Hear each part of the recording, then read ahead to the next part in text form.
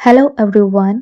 इस वीडियो में हम BEGC 131 individual and society block 4 की यूनिट 3 एजेड पीपल को कवर करेंगे।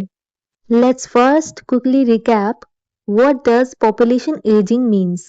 सो पहले मोस्ट ऑफ द कंट्रीज के पास यंग पीपल ज्यादा थे, but now people are living longer, medical facilities are better, so the number of elderly means old people is increasing. So a large part of the population becomes old. तो ये जो situation होती है जब बुजुर्ग लोगों की पॉपुलेशन ज्यादा बढ़ जाती है तो इसको पॉपुलेशन एजिंग कहते हैं। पार्ट 1 में हमने पढ़ा था कि जो ओल्ड पीपल है उनकी संख्या पूरी दुनिया में बहुत तेजी से बढ़ रही है और ये सोसाइटी के लिए एक बड़ा चैलेंज बनता जा रहा है।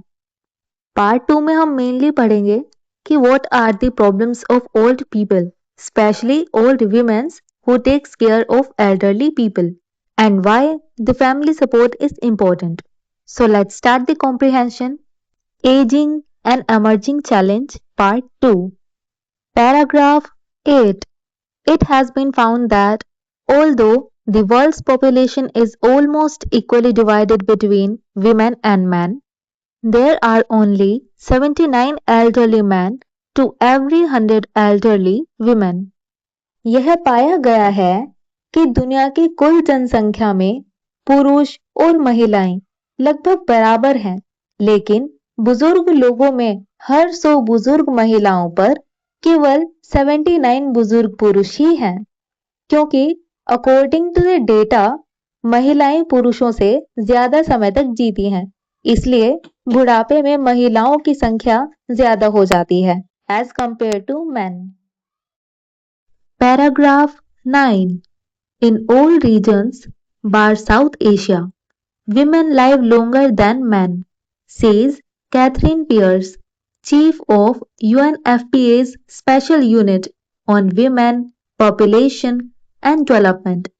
In consequence, a higher proportion of elderly women are alone than are men.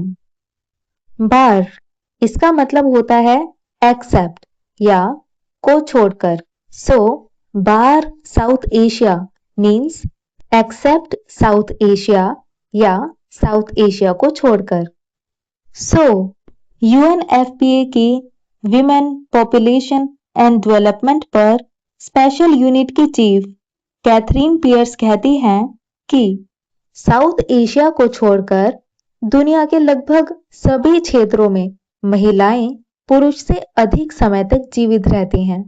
इसका परिणाम यह होता है कि बुजुर्ग महिलाओं में अकेले रहने वालों की संख्या पुरुषों से अधिक होती है। बट साउथ एशिया को छोड़कर ही क्यों? क्योंकि बाकी जगहों पर महिलाओं की कंडीशन बहुत अच्छी होती है as compare to South Asia. South Asia में विमेन्स की सोशल और हेल्थ कंडीशंस बहुत बुरी होती हैं, जिस वजह से मैन और विमेन इनके लिविंग रेट में ज्यादा डिफरेंस नहीं होता है, बट बाकी जगह पर विमेन का लिविंग रेट ज्यादा होता है एज कंपेयर टू मैन।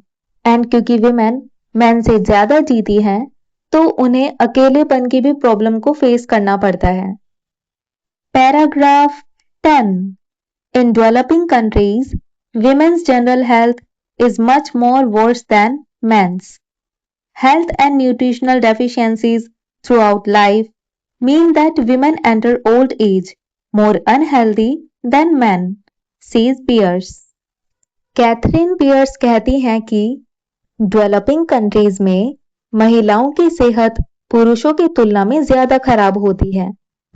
पूरे जीवन में अच्छी स्वास्थ्य सुविधाओं की कमी और पौष्टिक भोजन की कमी के कारण महिलाएं बुढ़ापे में पुरुषों से ज्यादा अनहेल्दी हो जाती हैं।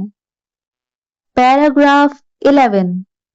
She adds that the culture of poverty follows women even in industrialized countries, where, for example, widows are entitled to only a portion of their husband's pension. Culture of poverty इसका मतलब होता है ऐसी condition जहां गरीबी लगातार बनी रहती है। इंडस्ट्रियलाइज्ड कंट्रीज मीन्स विकसित देश या अमीर देश, एंड एंटाइटल्ड मीन्स अधिकार होना। सो कैथरीन पियर्स कहती हैं कि गरीबी की समस्या महिलाओं का पीछा विकसित देशों में भी नहीं छोड़ती। फॉर एग्जाम्पल, हस्बैंड की डेथ के बाद विधवा महिलाओं को अपने हस्बैंड की पेंशन में केवल थोड़ा सा ही हिस्सा पाने का अधिकार मिलता है।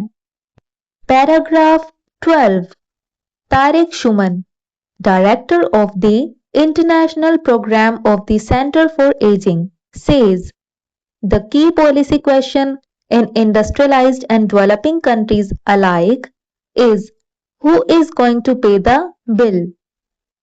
Key policy question इसका मतलब होता है ऐसा सबसे महत्वपूर्ण सरकारी या सामाजिक सवाल जिस पर सरकार और समाज को योजना बनानी पड़े। अलाइक का मतलब होता है एक जैसा या समान रूप से। बिल इसका मतलब है इलाज का खर्च, दवाइयाँ, पेंशन, देखभाल या old age services.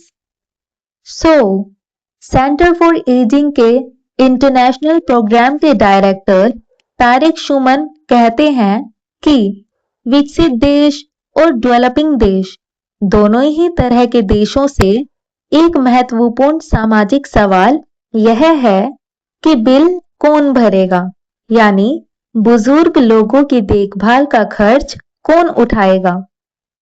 Paragraph 13, The younger generation is paying for the elderly, no matter how you look at it, Shuman told Population during a recent visit to New York. शुमन ने हाल ही में अपनी न्यूयॉर्क की यात्रा के दौरान population को बताया कि किसी भी तरह से देखो, बुजुर्ग लोगों का खर्च आखिरकार युवा पीढ़ी ही उठा रही है। Whereas the economic costs of aging fall on the young, the social burden is borne by the elderly themselves, most commonly in the form of isolation and immobility. Isolation का मतलब होता है अकेलापन या समाज से कट जाना, एंड इमोबिलिटी का मतलब होता है चलने फिरने में कठिनाई। सो जहां बुढ़ापे का आर्थिक खर्च युवा लोग उठाते हैं, वहीं सामाजिक समस्याओं का बोझ बुजुर्ग लोगों को खुद सहना पड़ता है। ये समस्याएं अक्सर अकेलापन और चलने फिरने में असमर्थता के रूप में होती हैं।